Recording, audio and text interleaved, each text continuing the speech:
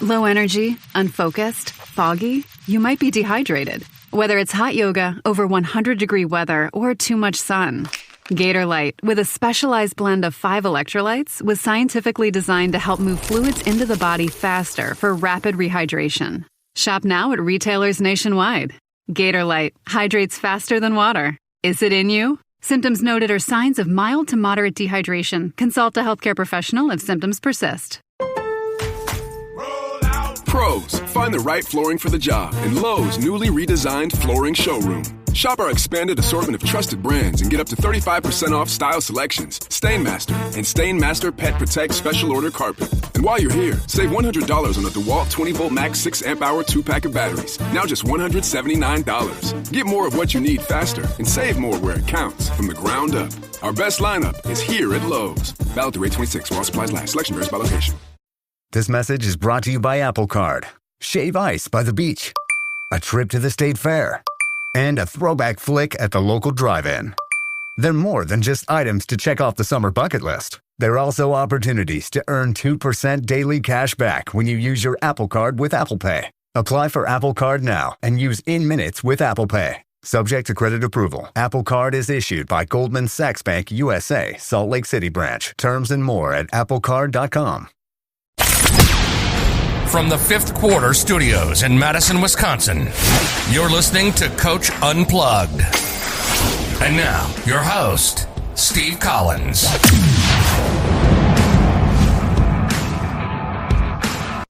everybody, happy Wednesday, episode 634 of Coach Unplugged. Today we're going to talk to Coach Winters, 3-part episode. This is part 1 of 3 parts. We're going to talk about practice planning. Again, something that coaches have been asking for, so that's what I'm trying to do is give you what you are asking for.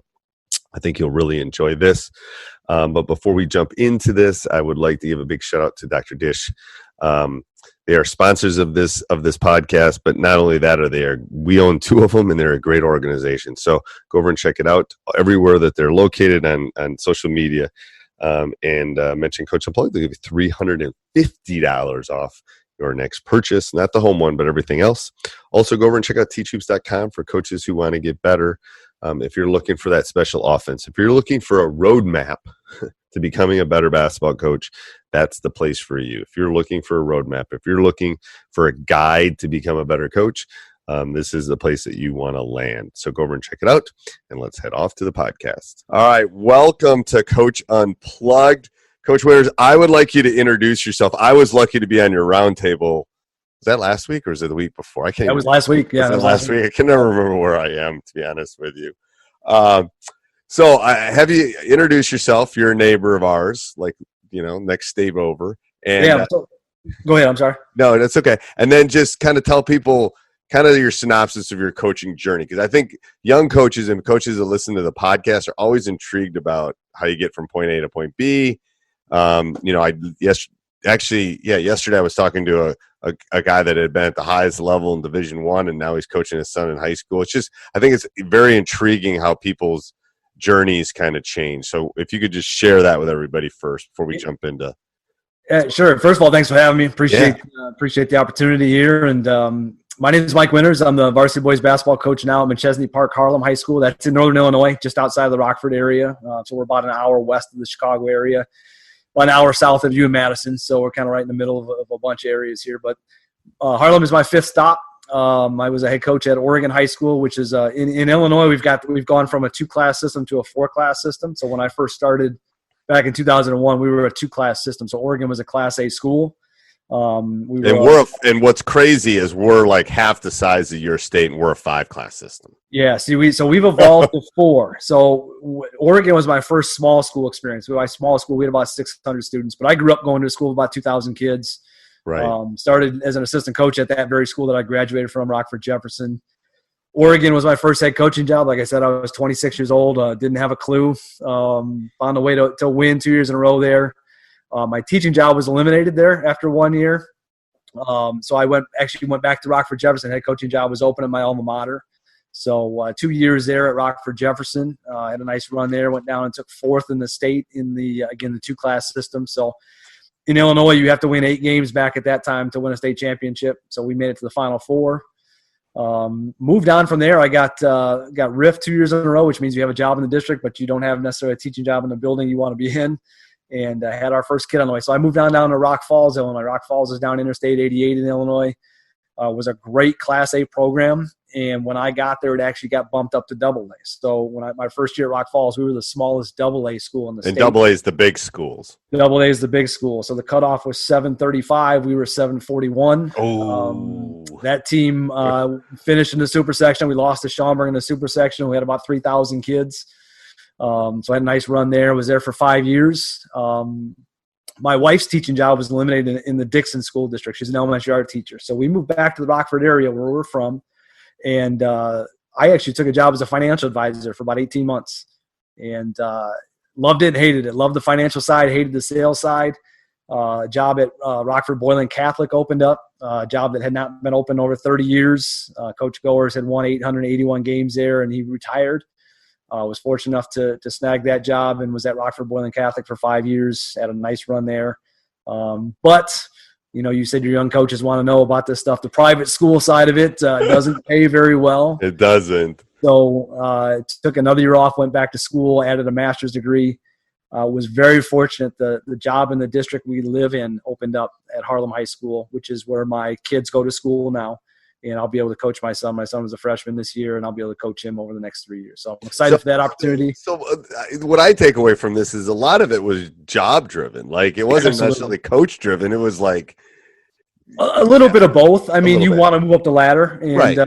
Rock Falls and Rockford Boylan are two of the better coaching jobs in the state of Illinois. So I've been very lucky there. Had the opportunity to really have won everywhere I've went. I think timing is really important, for young coaches.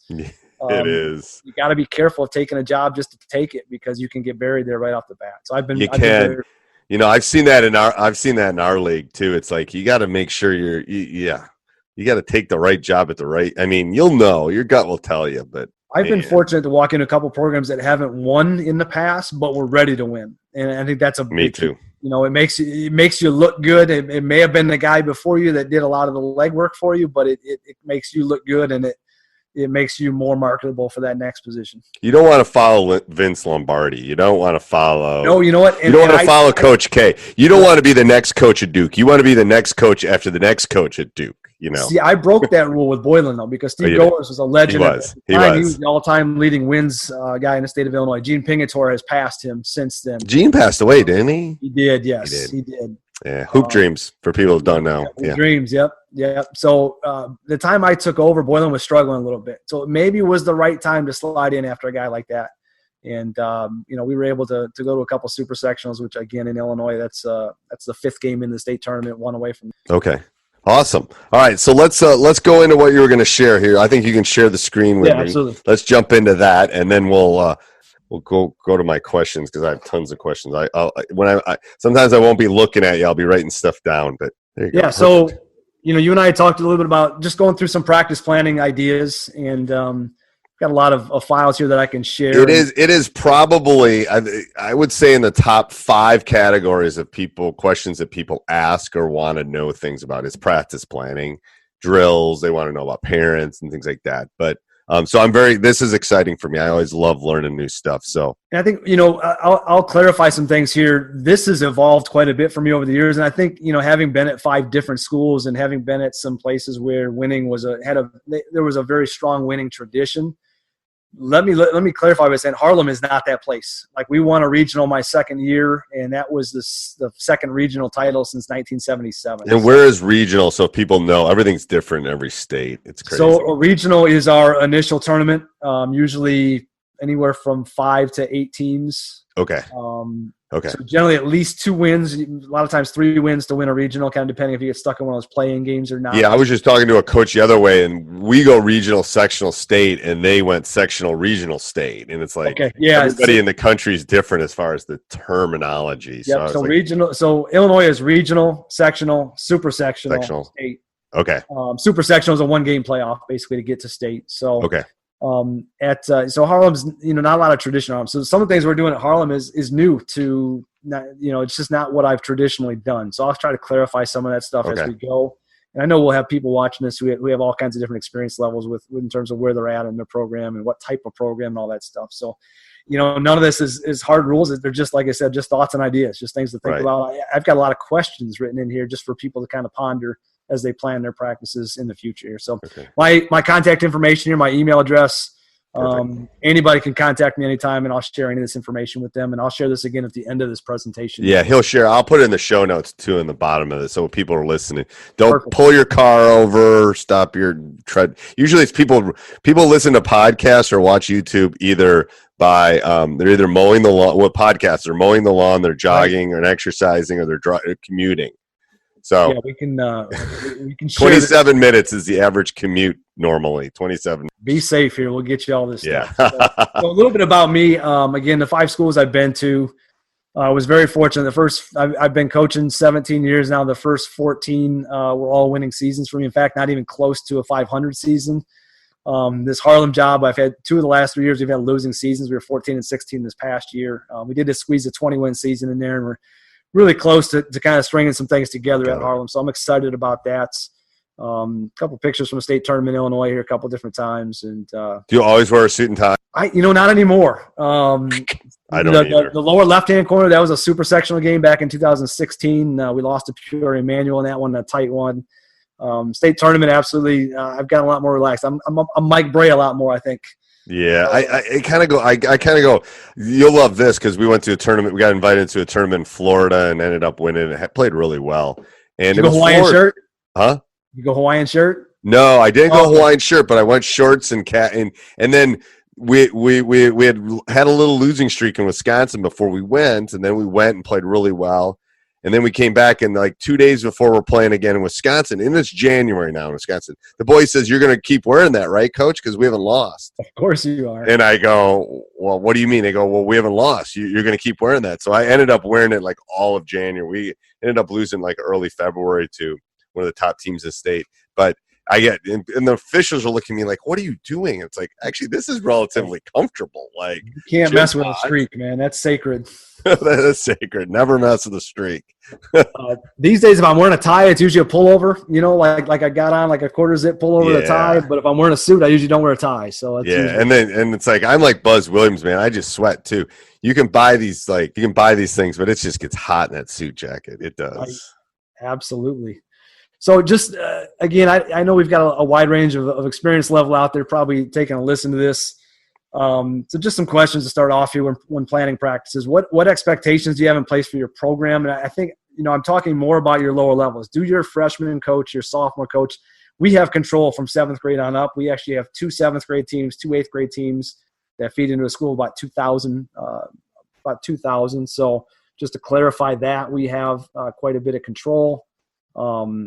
So that's, And how much do you feed them for what you want? So we're going to go through a lot of that, actually. I'm going to show that. I feed them a lot. I really want structure, and I want it to translate. Like, one of the questions that I'll get to here is what does it look like if a kid moves up a level? It shouldn't be a lot of work for the kid when they move up a level. There shouldn't be a learning curve. There should be some continuity there. So what's your rule on moving up? I very rarely move to start the season. Generally, I want to see some success at the level they're at first. In some cases, this year was interesting because our freshman class went 26-3. My son was a part of that class. We had 4 kids that we did eventually move up to the sophomore level.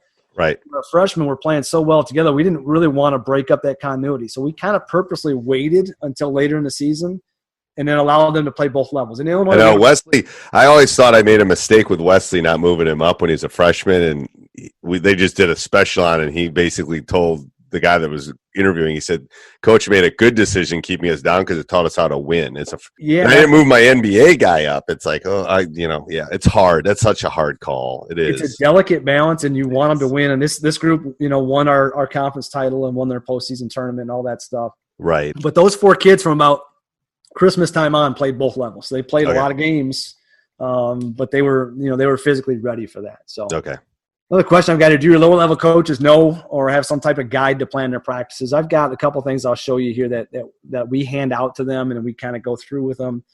But the next question, what would the transition be like for a player moving up a level midseason? The kid is going to be a little stressed out moving up in most cases. The last thing they need is to be learning new language, new drills, new sets. Generally, as they move up a level, there might be a couple more sets they have to learn. Like maybe your sophomores are running more than your freshmen and so on. Right. But it shouldn't be, there should be a lot of continuity that should help them feel comfortable. So if they're, if you can't answer that question, if you're answering that question and it's like, man, I don't really know, or yeah, there is a lot of change, you really need to think about how you're structuring practices program wide. So we give out two things here. Our lower level practice, I'm going to start with this one here. Okay. Hold on, I got to make sure permissions here. Our practice breakdown for our lower levels is basically what we give them. It's nothing earth shattering, but it's just kind of a guide for an average 2-hour practice. What time should be spent on 5-minute stretch and warm up. We do dynamic stretching like most people do. I think got our kids moving. Our trainer is fantastic with that. So I honestly don't even know the routine. Our trainer's so good, and then our kids teach our kids. And usually we're busy getting things ready for practice. So they do a good job managing that. We start with a drill called perfection at every level. For us, and I'll talk more about this later in detail, but you can see this is here. If anybody wants that, I can send that to you. Yeah, that'd be great. Or really basic drills. But perfection for us is if they make any type of mistake, we start them over. So at Harlem, we have not been when we got there, we realized the kids weren't always super competitive. So we wanted them competing from the minute they stepped on the court. And is it the same? Is perfection the same drill, or is it? It's the same set of 4 drills every single day. We put 6 minutes on the clock. If they fumble a pass, they start over. If they don't communicate, they start over. If they don't pivot correctly, they start over. If they don't bounce pass to a shooter, they start over. They miss a layup, they start over. So we're putting pressure on them the minute they step on the court. It's a lot of simple fundamentals. It's six minutes worth of passing, catching, jump stops, bounce passes. Rebound outlet pivot stuff. A lot of details in our rebound outlet. If they don't pivot outside and throw an overhead pass, we start them over. Again, just kind of hammering some basic fundamentals in, but getting them to compete at the same time right at the start of practice. Okay. Our lower levels, again, this is a freshman, sophomore, middle school type practice. We're doing some type of ball handling, whether it be scoring off the dribble. Sometimes as simple as just attacking a chair and giving them a single crossover move, double crossover move. Really coaching them on change of speeds. We don't get the best athletes. We get good athletes. We don't get the best athletes in our league, so we have to be deceptive. So really coaching that process. About 20 minutes of shooting most days. Hey, everybody. How are you doing? I'm doing great. All right. A couple things. Hope you're enjoying the podcast. Make sure you go over and check out teachhoops.com for coaches who want to get better. That would be really great. I think, part of the reason I got into this, in part, I've been through what you're experiencing right now. I've been a youth coach. I've been a high school coach. I've been a junior high coach. I've helped at the college level. I've coached NBA guys. I've won multiple state titles. I know what you're going through, and I am here to help. And if you email, I will email back. And if you, join our community, you want to get on a one-on-one call, I will do that with you. And I don't know of any other resources that will allow that to happen. So go over and check it out. Big changes coming to teachhoops.com. Also, a lot of free things you can do to help us out. Subscribe and like here. Leave a written review wherever you listen. You can do that here. You can do that on YouTube under Teach Hoops. We have thousands of videos over there. And then if you do any shopping on Amazon, like we do in our house, down below is the Amazon link. I don't get anything from my Amazon link, but if you use the link down below, www.teachhoops.com/Amazon, and you do any sort of shopping there, we get a small little commission every time you purchase something because you came from us, and it helps us with our hosting fees. So go over and check it out. All right, let's get back to the podcast. And we'll talk more about shooting drills a little later, but I think it's really, really paramount that young coaches are running drills that give their kids the opportunities to score in games. Their drills let me restate that. Your drills need to mimic the opportunities they have to score in games. Yes, so if you're not analyzing your offense and the footwork and the cuts and all those things that they're doing in your offense, whatever that is, right? The drill it's not a drill you should use. And I think when I was a young coach, I used a lot of drills just because I liked them. And Coach K used them, or Bobby Knight used them. And as I got older, I started realizing, I love this drill, and there's a lot of good stuff, but it doesn't really translate to the way we play. So I think that's really important for coaches, and especially with shooting. And it takes more time to do that. It takes concerted effort, and it takes thought, and it takes time to think about what I need to do. But yes. Yeah, I agree 100%. I think you don't need to go find a drill. Make the drill up. Yeah. You know what I mean? We do a lot of high post entry stuff. Our point guard was our best scorer this year. So we tried to throw – we would throw a lot of elbow high post lobs to start our offense, trying to get his guy to turn his head, and then we'd put him in different cuts and things like that. He wasn't fantastic off the dribble. He was just the best we had at point guard. So right. Now he's our point guard and our best scorer. So we've got him doing a lot of cuts, V cuts, fake a screen away, come back for a handoff, stuff like that. So a lot of our drills where I'm the high post. They just lob it into me. They make their cut, their footwork, they come back, and they score off of that a lot. So that's just one example. But make sure you analyze how. Can you show me one of those PDFs? What's that? Can you click on one of those PDFs? I can. Let me see. There's a lot later on. Why don't we get this really quick? And I do have those later on LinkedIn. Okay. Perfect. But a lot of those shooting drills are not linked in this because, like I said, we just kind of make them up. And my assistant, we do a lot on the gun. It's just like this is just what we're running this set a lot right now. Let's get a lot of footwork in off of this. Certain cuts, we just, folding chairs. You're cutting off of this screen at this angle, and you're going to take a lot of shots from that spot because that's where you get it in the game. So, yeah, I think it's the reads too. Like, why are you shooting elbow shots if you never shoot elbow shots in a game? It's like exactly. Yeah. And pre-practice is a lot like that too. If that's not you, then don't spend your time on that. But right. Villanova series for us, again, I've got a PDF later for this. It's available. The Villanova series is just playing off of 2 feet. We played against Jalen Brunson in the Supersectional back in 2013 here, and I loved watching Jalen Brunson. Jalen Brunson was so good at jump stopping in the paint and pivoting out of pressure and finding ways to make his teammates better. And so I went looking at some of that stuff that Jay Wright does in practice. They do a lot of stuff off of 2 feet, finishing around the basket off of 2 feet. In our practices, we finish off of 2 feet more than we do 1 foot. We force it off of 2 because I think in a game they'll go off of 1 on their own when they have the opportunity. They will. But I don't think playing off of 2 is natural, so I think you have to force that a little bit. So it's more under control. It looks more under control too, so officials like that, I'm telling you. And it's hard to guard. If you're a dribble drive guy, your goal is to get to the elbow, and it's just hard to guard. You get guys turning and trying to see. It's hard to see man and ball when it gets there, and so there's a lot of good stuff that we do there. There's about 8 different drills. We'll usually pick about 5 of them in 2 minutes at a time. Just boom, boom, boom, get them through. We've got a defender closing out every time just to maximize that drill. So the defender closes out, but then he's done, and then the offensive guy is doing whatever 2-foot finish we give them early on. So. Defensive breakdowns, I've got a book. I'll show you on that a little bit later. Are you clicking on your PowerPoint? I'm not. No, I'm not yet. Okay. I'm just making sure you're not moving it because it's like, holy crud. Okay, go ahead. And then 10 minutes, 10 minutes on free throws. We'll talk about that situation. Yep. And then scrimmage situations, conditioning. That's usually about 30 minutes of practice. How much is scrimmage? Usually about lower levels, no more than 30 minutes. Okay.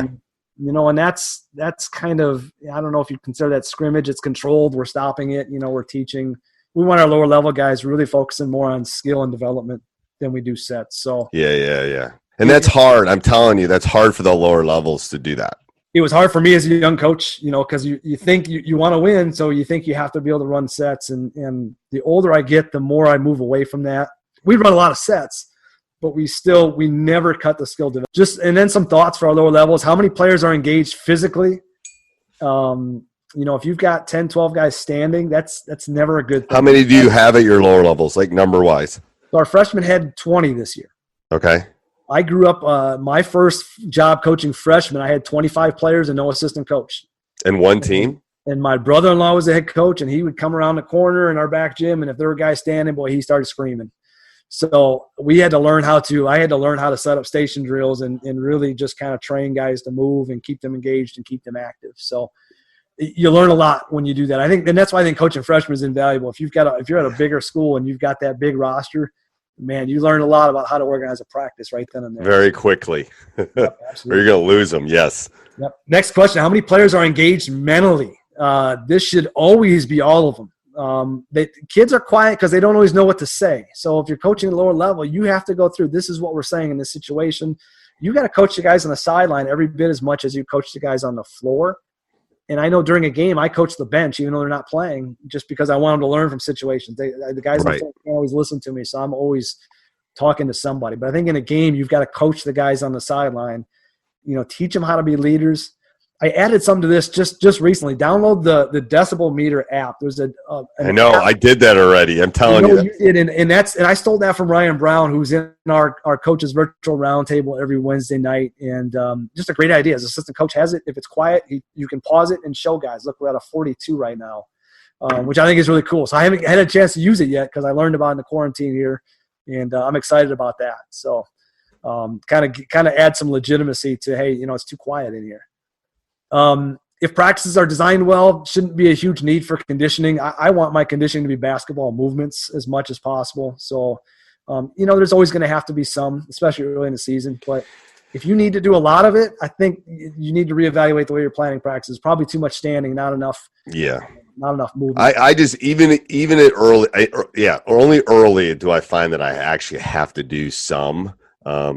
Yep, and we do 5 weeks of conditioning preseason, and then we try to maintain that till that first game, and then we really back off of that. And again, if we feel like guys are getting tired in games, that's on us for not planning practice as well. Right. So that's kind of that's what we give our lower level. 7th grade through our 10th grade has that as a guide. Okay. And then we use Google. We have a Google Drive that we use that they can post all of their practice plans. Like that, and they can. And I use Slack. So I mean, yeah. You told me that. I like that. I'm getting ready. I'm definitely going to check that out here pretty soon and see how that helps us.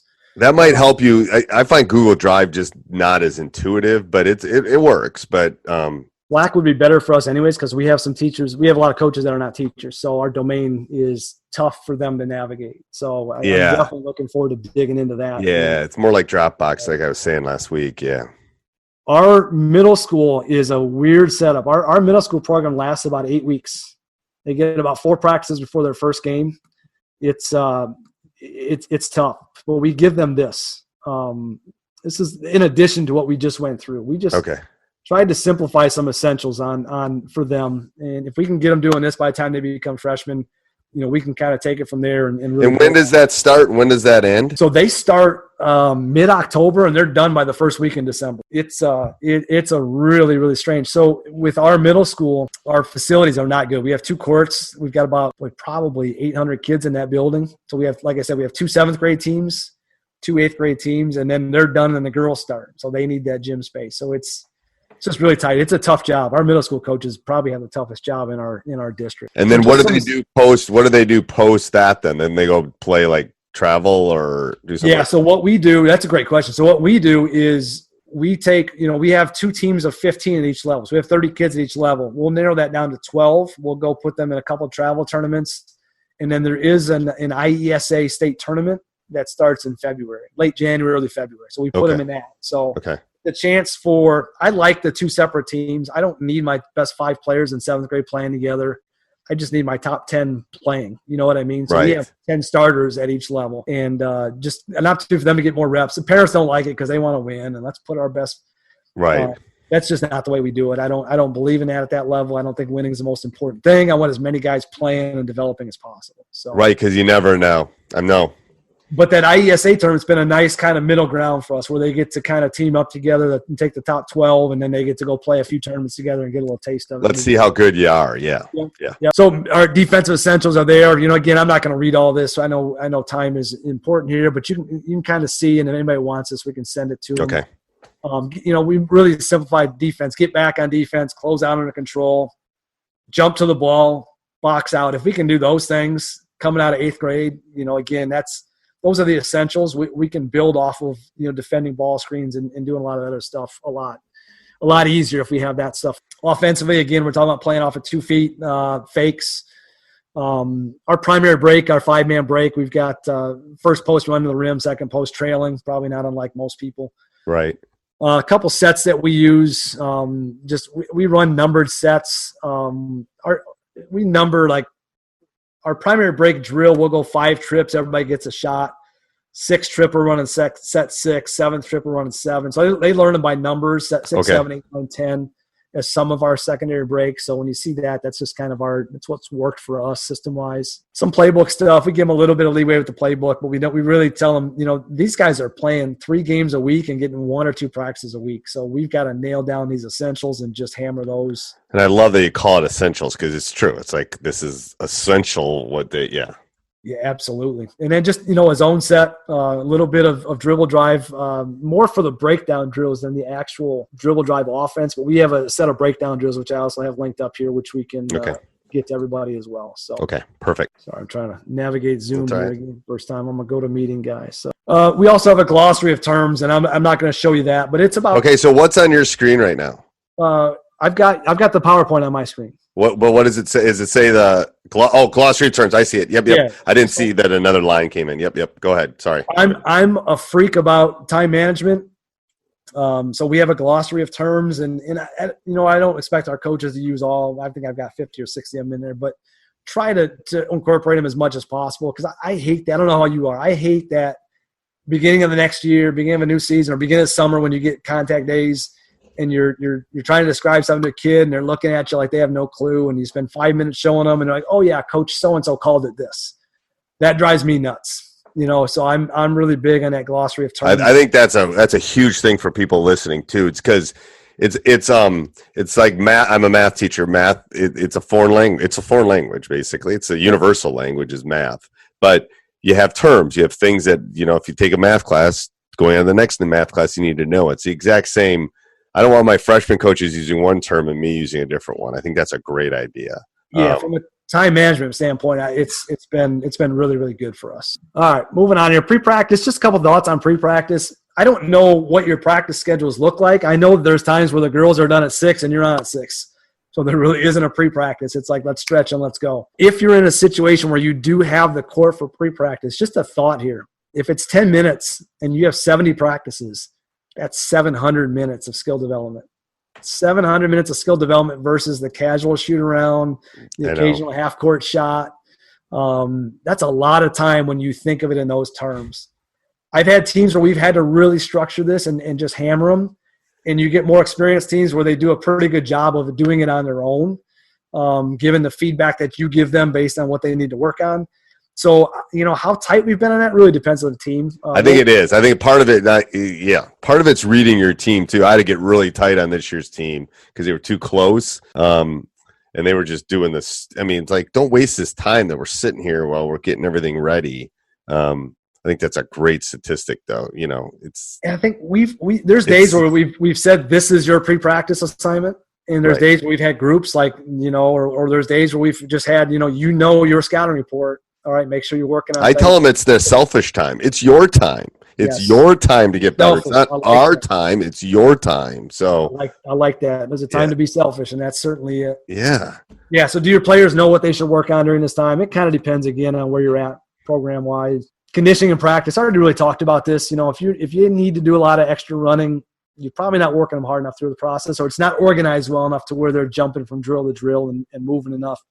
I don't know if we do any segment longer than 10 minutes, Steve. I think even a scrimmage segment is like 1 quarter, probably a running clock, and then we're bringing them back together and we're moving on. Do you run a clock during practice? We do. We have a manager on the clock all the time in practice. I think that's important. I think kids can see that last. And then you can really, when they know it's done in 30 seconds and you can say finished, it's the same as finishing the last 30 seconds in a quarter in a game or whatever that, whatever is important to you that you have. It's big for me too, because it keeps me on like, shoot, we're doing some shell stuff, or our rotations are horrible. I want to sit there for 20 minutes and try to get right. And it just keeps me on. It keeps me on task. Kids aren't wired that way. They don't want 20 minutes worth. And the older I get, the less I want 20 minutes of it too. That doesn't mean we won't come back to it if we need to. Right. We're flexible on that. We'll come back to it if we need to. But again, all of our conditioning, we want to become the way of skill work. I would rather them, we're not great off the dribble. So we'll do a ton of stuff where we're just at half court coming downhill and attacking. And we really, really emphasize hesitate and then be explosive. Like you're shot out of a cannon to go finish.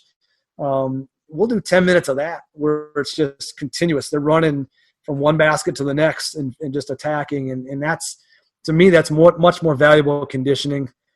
Don't get me wrong. There's not times where I'm not mad and we don't run just to run. I think we all do that. In our running and practice is primarily if you lose. If you lose, there's something. Even that's not a lot. It's half court and back. If they work their butts off, it's full court and back. No, I was talking to a coach the other day. It's like, I try to make a lot of things competitive. It doesn't matter when they lose what it is. It can be 3 burpees. It can be 1 push-up. It doesn't matter. Just as long as you won, you lost. Yeah, sometimes we try to make that fun, where you've got to give somebody in their team a piggyback ride across the court. Yeah, we do the wheelbarrow one once in a while too. That's a good one too. Hey everybody, hope you enjoyed that. Make sure you subscribe and like. I don't talk about my YouTube channel a lot, but go over and check out our YouTube channel at Teach Hoops on YouTube. Subscribe, like there. That would be great.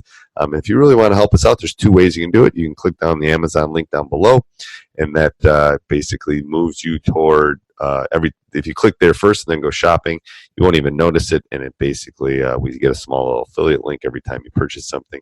And the second thing is go join teachhoops.com for coaches who want to get better. Talk to you soon.